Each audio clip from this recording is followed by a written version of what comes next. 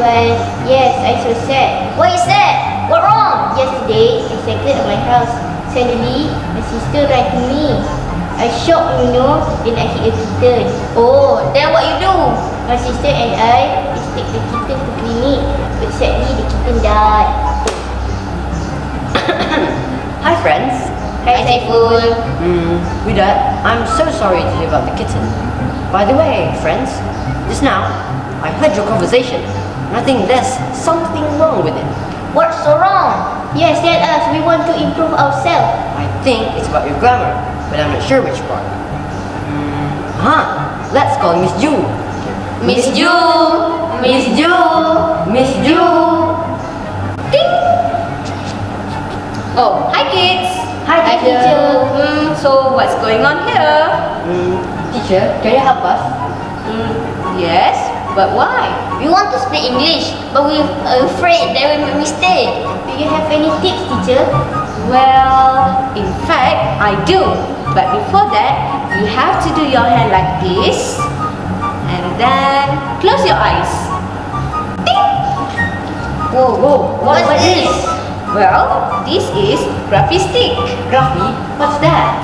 It is something that can help you to improve your English grammar. But how? Okay, let me explain to you. Assalamualaikum warahmatullahi wabarakatuh dan salam sejahtera. Hai, saya Juliana binti Muhammad Tajuddin, seorang guru bahasa Inggeris sekolah rendah yang kini mengajar di Sekolah Kebangsaan Haji Ramli, sebuah sekolah luar bandar yang bertempat di Tanjung Piandang, daerah Kerian, Perak. Dengan pengalaman mengajar hampir 13 tahun, saya telah menghasilkan banyak projek-projek inovasi dan kajian tindakan yang berkaitan dengan proses pengajaran dan pemudahcaraan bahasa Inggeris.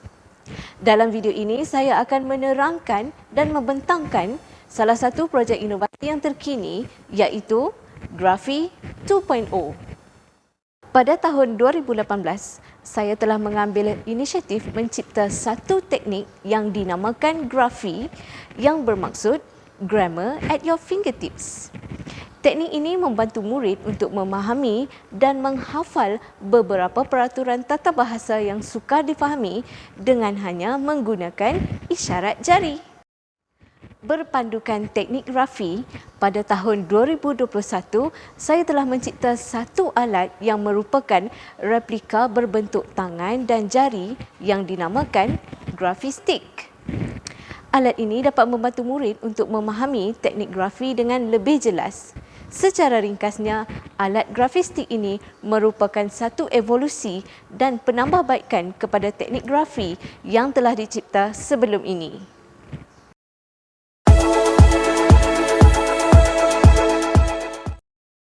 Berdasarkan tinjauan awal masalah yang dijalankan melalui kaedah pemerhatian, semakan hasil kerja murid, perbincangan dan temu bual bersama rakan guru lain serta soalan kaji selidik, saya telah mengenal pasti masalah yang dihadapi murid berkaitan elemen tata bahasa dalam penggunaan ayat mereka.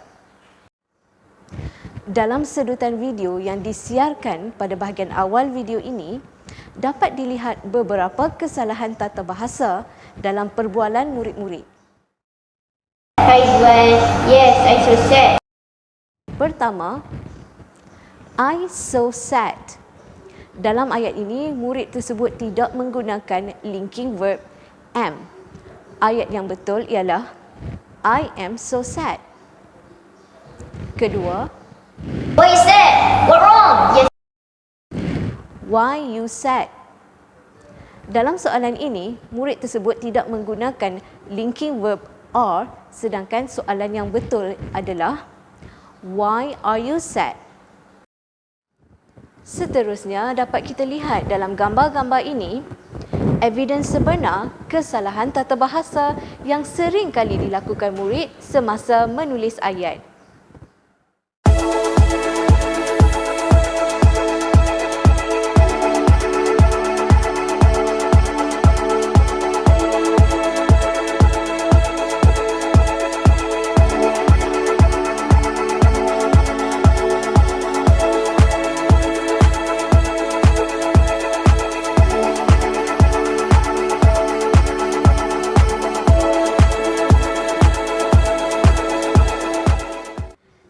grafi menumpukan kepada elemen tata bahasa linking verb dan penggunaan linking verb mengikut subjek dalam ayat dan juga tense ayat tersebut.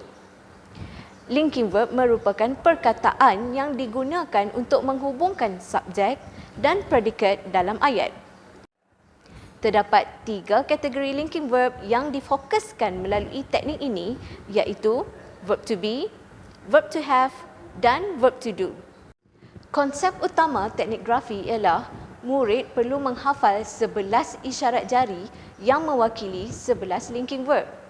Dalam setiap jari yang dihafal, murid juga akan dapat mengenal pasti dan mengingati penggunaan linking verb tersebut untuk subjek singular atau plural serta tense iaitu past atau present tense yang betul. 2 peraturan asas yang perlu murid ingati semasa menggunakan teknik ini ialah yang pertama, jika isyarat menggunakan satu jari kecuali am, had dan did, linking verb tersebut perlu digunakan untuk subjek singular. Manakala jika isyarat tersebut menggunakan lebih daripada satu jari seperti contoh have, are dan were, linking verb tersebut digunakan untuk subjek plural. Seterusnya, untuk membezakan past tense dan juga present tense bagi setiap linking verb, saya menggunakan bahagian tapak tangan, di mana tapak tangan dibahagikan kepada 2 bahagian. Jika isyarat menggunakan 3 jari yang pertama, bermakna ia adalah present tense. Dan jika isyarat menggunakan 2 jari yang selebihnya, ia adalah past tense. Seterusnya, saya akan menerangkan mengenai penggunaan alat grafistik untuk memudahkan murid memahami teknik grafi dengan lebih baik. Alat ini mempunyai 2 bahagian, iaitu bahagian hadapan dan bahagian belakang. Pada bahagian belakang, terdapat peraturan singular dan plural bagi isyarat jari yang akan dipelajari kemudian. Bahagian hadapan alat ini pula terdapat tapak tangan yang dibahagikan kepada 2 bahagian, iaitu present tense dan past tense. Murid-murid boleh melekatkan dan membuka jari-jari mengikut 11 isyarat linking verb yang dipelajari. Akhir sekali, di bahagian bawah tapak tangan ini terdapat card flip untuk setiap isyarat jari mengikut 3 kategori linking verb sebagai panduan kepada murid-murid.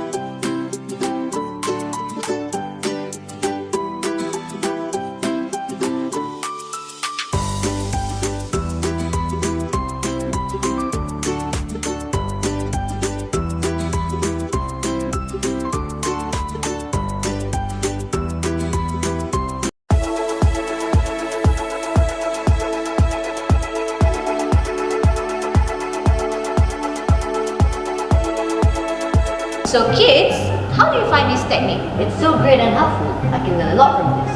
Yes, now I can remember some of the difficult grammar rules. And we can improve our speaking skill too. Thanks, Miss Ju, for helping us.